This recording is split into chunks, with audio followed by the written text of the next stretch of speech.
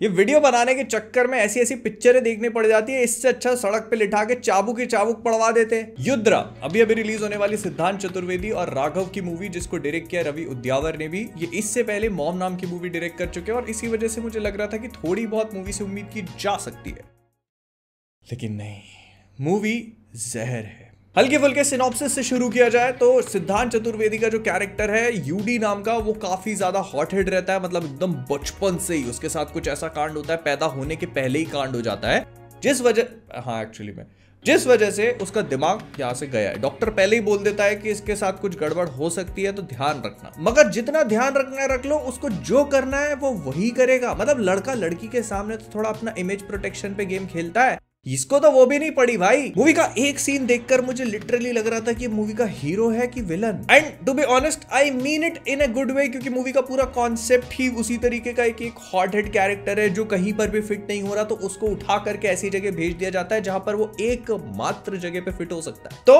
बचपन से सटका हुआ है, कहीं पे भी फिट नहीं हो पाता, दिमाग गर्म है, किसी को स्कूल में मार रहा है, किसी को कॉलेज में मार रहा है, कहीं और उसको जाकर तिकड़म लगा के पिताजी भेजते हैं कि भाई तू यहां काम नहीं कर पा रहा, एक काम कर, तेरे एंगर को हम लोग चैनल करते हैं। उस चक्कर में एकेडमी भेज देते हैं, वहां पर जाकर और कांड कर देता है, तो वहां से भी वो लोग भगा के जेल में ही डाल देते हैं। जेल में अलग लेवल के कांड, मतलब जहां विस्फोटक है ये। और ये तो चलो हो गया मूवी का सिनॉप्सिस। अब ये जो कुछ भी करता है, कैसे करता है, क्यों करता है, मूवी देखकर ही समझ में आ जाएगा। लेकिन देखोगे क्यों? 100 रुपए का टिकट था, आज नेशनल सिनेमा डे वगैरह मनाया जा रहा था, तो बहुत सारे लोग आए थे देखने के लिए। And I feel sorry for them कि चलो मेरी तो मजबूरी है, लेकिन आप लोगों की क्या थी। नाउ अगर हम मूवी के डायरेक्शन पे बात करें तो मूवी को एक काफी अलग तरीके से शूट किया गया है। मूवी एक्शन हेवी है ऑफ कोर्स, लेकिन इसका एक कलर पैलेट है जहां पर रेड कलर्स को ज्यादा हाईलाइट किया है, जो नियॉन कलर्स होते हैं उनको भी दिखाने की कोशिश करी है। लेकिन जहां पर भी अंधेरे वाले सीन है वो बहुत ज्यादा डार्क फील होते हैं। आपको ऐसा लगता है कि कुछ समझ में नहीं आ रहा, कहां एक्शन चल रहा है, कौन किसको मार रहा है, कोई हंस रहा है कि कोई रो रहा है, ये भी पता नहीं लगेगा। और जिस तरह से सिद्धांत चतुर्वेदी के कैरेक्टर को दिखाया है वो बहुत ही ज्यादा एक्सेंट्रिक टाइप का है। मतलब वो कभी भी कुछ भी कर देगा, इतना अनप्रेडिक्टेबल है।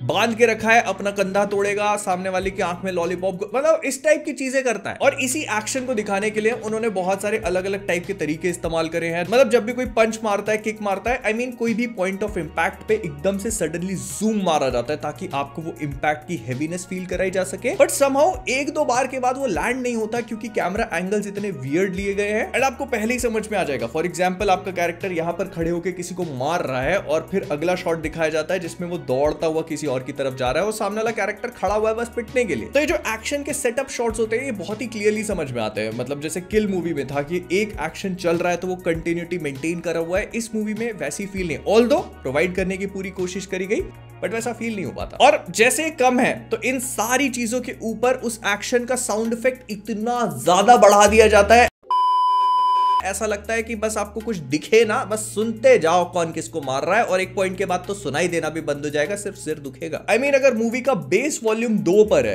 तो एक्शन के टाइम पे उसको क्रैंक अप कर दिया जाता है 9 या 10 पे, आपको इतनी तेज एक्शन सुनाई देता है। और जैसे ये कम है तो एक पूरी की पूरी एक्शन सीक्वेंस म्यूजिकल गैलरी में ही डाल दी है, जहां पर म्यूजिकल इंस्ट्रूमेंट्स होते हैं। तो फिर वो वायलिन को उठा के मार रहा है, उसके पॉइंट ऑफ इंपैक्ट पे तो जो आवाज आ रही है वो आ ही रही है, उसके भी ऊपर से जो म्यूजिक इंस्ट्रूमेंट की आवाज है वो भी बज रहा है। And I like the realistic thing that they went for here, लेकिन कम से कम आवाज तो कम रखते हैं। किसी के सिर में सुई घुसा दी तो उसमें करके आवाज आएगी, निकाली तो करके निकलेगी, और उसको इतनी तेज सुनाते हो कि you can not miss it, you will not be able to miss it. और इसके बाद मूवी में आते हैं ट्विस्ट्स। जी हाँ, मूवी में एक नहीं मल्टीपल ट्विस्ट्स हैं, बट इन सारे ट्विस्ट को आप बहुत ही आसानी से प्रिडिक्ट करके चल लोगे and you will know what is coming next. Movie segments में वर्क करती है, जैसे मूवी को टुकड़ों में तोड़ दिया है। एक उसकी एकेडमी की ट्रेनिंग वाला पार्ट है, फिर उसके एक जेल वाला पार्ट है, फिर उसके बाद वो जब दूसरे काम करने जाता है वो पार्ट है, फिर जब वो एक विलन को टपका रहा है उसका पार्ट है, फिर दूसरे विलन, तीसरे विलन, चौथे villain.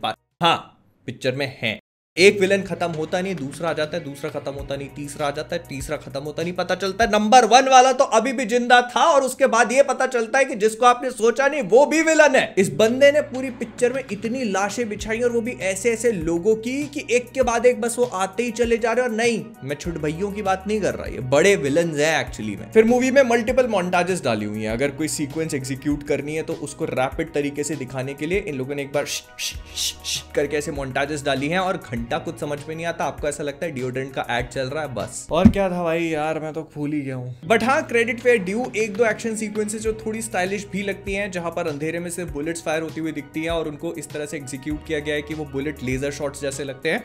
And I like that style, भले ही वो कितना भी रियलिस्टिक ना हो, लेकिन if you are going for style, do it this way. फिर इसके बाद मूवी में 3 गाने हैं, तीनों में से एक की भी जरूरत नहीं थी, लेकिन इसी बहाने हमको राघव भाई का डांस देखने को मिल गया, तो कौन ही कंप्लेन करेगा। Speaking of which, Raghav was the one thing in this movie जो बहुत ही बढ़िया तरीके से स्टैंड आउट किया। मैंने किल मूवी के रिव्यू में भी कहा था, this guy is something else. Negative role में तो बंदा शाइन कर ही रहा है, I hope he gets even more roles in the future. बढ़िया काम। बट उसके अलावा और किसी का भी परफॉर्मेंस ऐसे बहुत ज्यादा स्टैंड आउट नहीं करता। सिद्धांत चतुर्वेदी जिस कैरेक्टर की फील के साथ मूवी में घुस रहे थे वो हमको समझ में आती है, बट एट टाइम्स वो बहुत ही एक्सेंट्रिक सा भी फील होता है। एंड इसके अलावा जितने भी कैरेक्टर्स है, ऐसे 1-2 डायमेंशनल कैरेक्टर्स हम लोग आज से 15-20 साल पहले की पिक्चरों में देखा करते थे, आज नहीं। खैर एनीवे, ये था जो भी मुझे इस पिक्चर को देख के लगा, मैंने आपको बता दिया। आगे आप देख लेना, 100 रुपए में टिकट मिल रहा है, मन हो तो जाना, नहीं तो स्त्री 2 एक बार फिर से देखा। तुम बाट लगी है, तुम बाट देखिए। तो मिलते हैं अगले वाले में। अगर वीडियो को लाइक नहीं किया तो युद्रा घर पे आएगा दिखाने के लिए खुद पिक्चर।